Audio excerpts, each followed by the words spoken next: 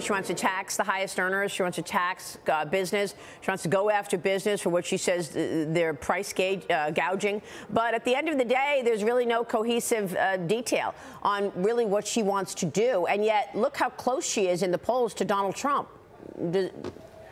Have you noticed that? Well, yeah, it's very concerning. It's very concerning that the American people, turn off their Twitter accounts if that's what's bothering them. But they should look at how much money they've got in their pocket. They need to remember that in the last 4 years, the inflation has cost the average household, 24% of increased cost. And that's even more if you look at the basic goods. The people she's talking about helping are the ones that are hurt the most. Inflation is really painful for those in the lower income levels, middle income levels. And that's who she's destroying the most. And when she's talking about joining this global minimum tax issue, every person out there, even Janet Yellen knows this, is that it's not going to bring $100 billion of new tax dollars into the United States. It's actually going to take $100 to $200 billion out of the United States to other parts of the world. That's why our tax policy, if that were to be implemented, would be controlled by people in Paris, not people in Washington, D.C. She's completely out of touch with policy. She's running a Joe Biden in the basement-like campaign. And the American people need to wake up and realize that this is going to be extraordinarily painful in their pocketbook if she becomes president. Well, experts are weighing in on the candidates' differing plans. Congressman, you wrote an op-ed called "The Important Issue That No One's Talking About," writing, while many are familiar with President Trump's 2017 Tax Cuts and Jobs Act, few know that some of the most important tax cuts in the bill are set to expire at the end of 2025. Whoever wins this election, both in Congress and in the White House, will control what happens to the tax code next. That sentence should scare and motivate you. Tell us more. What are you saying? Well, under the leadership of Jason Smith, the chairman of Ways and Means, 6 months ago, he took apart the TCJA policies and spread them out across 10 working teams. I have all the international tax policy. We have 9 other groups that work on domestic policy, and we're looking and talking to every single company that will come in. We've had over 300 companies that have come in across America of all walks of life talking to us. Nobody wants to join the foreign, the policy she's talking about with global minimum tax, because they know as Americans these dollars would go out of the country, not come back in. But what I see, Maria, that really disturbs me is I go out and, after we get out of Washington, D.C., nobody's talking about this. There's so many other things on the plate right now, like the election is imminent. It's so important. The American people need to look at this. They need to understand that their taxes are going to go up. The average Oklahoman will see a $3,000 increase in taxes if this expires in December 31st of 2025. So this is a real problem, and we've got to get Americans aware of this and understand that there is a complete difference in policies between President Trump and a potential President Kamala Harris. Well, I mean, there's also corruption and so many corners that we look at. I mean, look, we want to know what the heck went on with the failures of Secret Service around protecting President Trump. A stunning bipartisan Senate report revealed the failures of the Secret Service in that first assassination attempt against Trump in Butler, Pennsylvania, including failing to ensure that the AGR roof was covered. It revealed the Secret Service agent actually requested drone equipment days before the rally, but it was denied with no explanation. The committee confirmed that Secret Service knew about a suspicious person with a rangefinder on a roof for at least 27 minutes before shots were actually fired, but they didn't say anything to Trump. They allowed him to stay on stage. An interview with the Secret Service counter-sniper team leader revealed it did not cross his mind to keep Trump from going on stage. Yesterday, Tennessee Senator Marsha Blackburn was here. Here's what she said.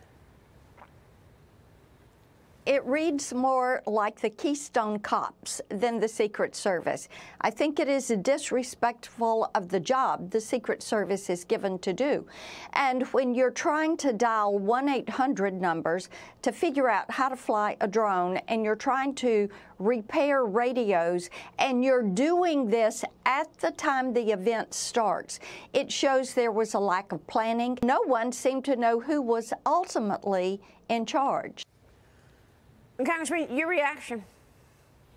Well, certainly we had a lack of communication. We had a lack of accountability between all the working teams, the local police, the state police, even within the Secret Service, President Trump's body detail versus the front people that went out and supposedly secured the locations weren't even communicating with one another. As you heard about the equipment failures, didn't even know how to fix the equipment, couldn't get additional equipment. I think what Senator Blackburn said is exactly right. This is about looking like the Keystone Cops, and it sends a message to the rest of the world, and that's why you saw saw what happened in Mar-a-Lago just a couple of weeks ago. But I think more importantly, Maria, the Democrats have allowed millions of people across the southern border. We know there have been known terrorists caught and others that have not been caught. How many Iranian, terrorist plots are out there to go assassinate President Trump? And, we need to get after this. Yesterday in the CR that was passed here, there's $231 million of money that's been moved into the Secret Service to get after these with cooperation, full cooperation. There's going to be a look today, when you look at the House side, just as the Senate did yesterday, about should the Secret Service be moved from Homeland Security back to Treasury where it once was. We have to get better accountability. It's abysmal. It's sad to see what's happened in just in a matter of about 2.5 months.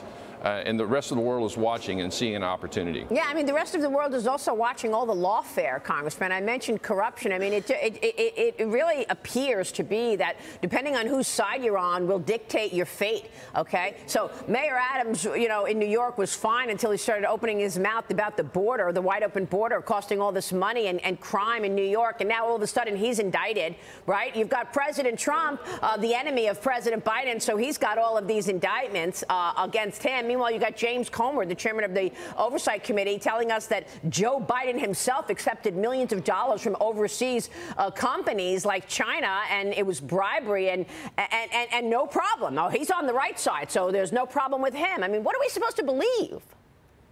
Well, certainly it's been disproved about President Trump time and time again from special counsel and others. The Hunter Biden, Joe Biden, James Biden family, taking money from Russia and Ukraine and China is absolutely true. We saw this on Ways and Means from the whistleblowers and the IRS, both Democrats. This is true. We have to get after this. It has to be stopped. There has to be respect brought back to the DOJ, and we need to do that in the next administration. So how come the DOJ Trump. hasn't done anything about it then? I mean, here they are indicting Eric Adams, but no problem with Joe Biden. You say it's all true. Well, certainly when you look at President Biden, he doesn't want them to go out and do their job. And so he's going after President Trump, trying to take him out that way. He's trying to make sure that he's embarrassed and these illegal cases are brought forward. And we're going to see what happens in the Supreme Court. But what's happened in state courts is sad, with him taking the number 3 person from the DOJ to go down and actually prosecute this case. We've got to get President Biden out of office and get President Trump back in office. Congressman, thank you. We'll be watching your work. Kevin Hern joining us this morning in D.C.